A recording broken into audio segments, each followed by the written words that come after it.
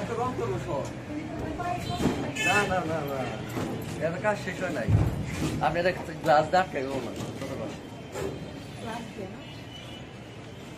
আমি গ্লাস দাঁড় খাই যতটা ভালো বিশাল তো আপনি নিয়ে একবারে সবাই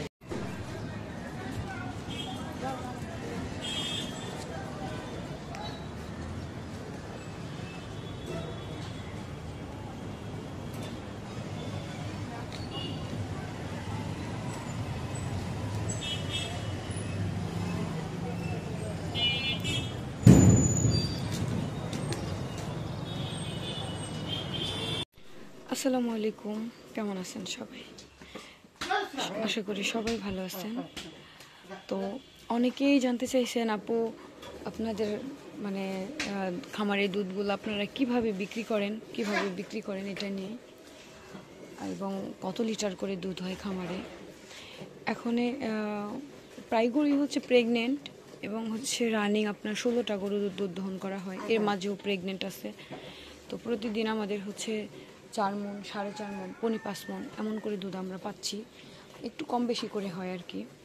এবং দেখা গেছে যে দুধের যে আমাদের বিক্রির যে ব্যবস্থাপনা, এটা হচ্ছে আমাদের গ্রামের নিজস্ব গ্রামে বিক্রি হয়, এবং গ্রামের বিক্রির অবস্থা খুবই খারাপ।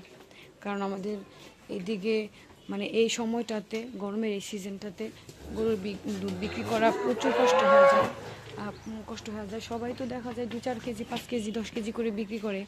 আর আমাদের যে বিষয়টা সেটা হচ্ছে, তো দেখা যায় এক ভ্যান, তাই না, এক ভ্যান নিতে হয়। তো এক ভ্যান যেহেতু নিতে হয়, এখানে তো দুধের বাজারটা আমরা কম পাচ্ছি, এর বিকল্প কোনো আমরা মানে তৈরি করতে পারি নাই। এবং এমন দুধের বাজার গেলে খামার করা একদমই লস প্রজেক্ট, মানে কিছু বলার বাইরে। আসলে এই সিজনটাতে দেখা যায় যে, আর বেশিরভাগ আমার দুলাভাই তো দুধের ব্যবসা করেন, তো সে তো বনফুলে দুধ নিয়ে যায়। তো এই সিজনটাতে তাকেও অর্ডার কম দেয়। এর আগে 30-40টা মানে 30-40 মণ করে সে দুধ বিক্রি করে, মানে দুধ নিয়ে যায় এই দিক থেকে। কিন্তু এখন অর্ডার প্রতিদিন থাকে, আবার কতদিন 2-4টা, 2-4-5টা, এমন একটা অবস্থা, মানে ঝামেলা আর কি। এজন্য দেখা যায় যে দুধের বাজারটা বর্তমানে কম যাচ্ছে। এই কমে আসলে খামার পোষানো সম্ভব না। এবং যদি আশেপাশে মানে অনেকে থাকে না, কিন্তু খামারের দুধের ফ্যাট অনেক ভালো, মানে কি বলবো, মানে ফ্রিজিয়ান গরুর দুধ যে এত টেস্টি বা এত ফ্যাট, তো এটা আসলে খুব কমই জানতাম আমি আগে। কারণ সবসময় জানতাম যে দেশি গরুর দুধ খাইতে অনেক মজা, অনেক টেস্ট। কিন্তু না, আমি আমার খামারের এই মানে ফ্রিজিয়ান গরুর দুধ যেদিন থেকে উৎপাদন করি বা খাইছি, তখন থেকে বুঝতে পারছি যে না, আসলে মানে শুধু দেশি গরুতে কিন্তু দুধের টেস্টটা নেই, এখন কিন্তু আপনার ফ্রিজিয়ান গরুতেও আছে অনেক টেস্ট। একবার মানে খেলে বোঝা যাবে যে না, আসলেও বিষয়টা কি। কিন্তু দুধের বাজার ব্যবস্থাপনা মানে ব্যবস্থাপনা ভালো, কিন্তু বিক্রি মার্কেটিংয়ে খুবই বেহাল অবস্থা। এই অবস্থা এমন হইলে মনে হয় যে দাম বাজারে গরু কিনি আর কম বাজারে বিক্রি করি, এমন একটা মনে হয়। এর জন্য যারা আপনার দুধ দিয়ে পণ্য তৈরি করেন, মানে আমাদের বাজার ব্যবস্থাপনা খুবই খারাপ। যদি বলেন বিকেলের দুধ নিতে পারবেন, বা আশেপাশে যদি কেউ থাকেন বলেন যে না বিকেলের দুধ নিতে পারবেন, এমন হইলেই করতে পারেন। কিন্তু বর্তমানে গরমের মধ্যে আমাদের একটু সমস্যা হয়ে যায়, কারণ ফ্রিজিংয়ের যে বিষয়টা, তাই না, অনেক দুধ হয় বিকেলবেলাও, দেখা যায় 1.5 মণ, 2 মণ, 1.5 মণ এরকম হয়ে যায়।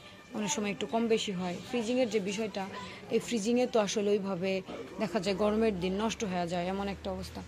আর আমাদের তো আরও গরু বাচ্চা দিয়ে দিবে কুরবানি ঈদের আগে, তখন তো দুধের ইটা কিন্তু আরও বাড়বে, দুধটা আরও বাড়বে। তো এই হলো আমাদের মানে দুধের বিক্রির যে ব্যবস্থা। এবং বর্তমানে খুবই মানে একটা যাচ্ছে, যে দাম যাচ্ছে, আসলে খাবার পোষায় লাভ করা খুবই টাফ ব্যাপার, এটাই। তো সবাই ভালো থাকবেন, সুস্থ থাকবেন।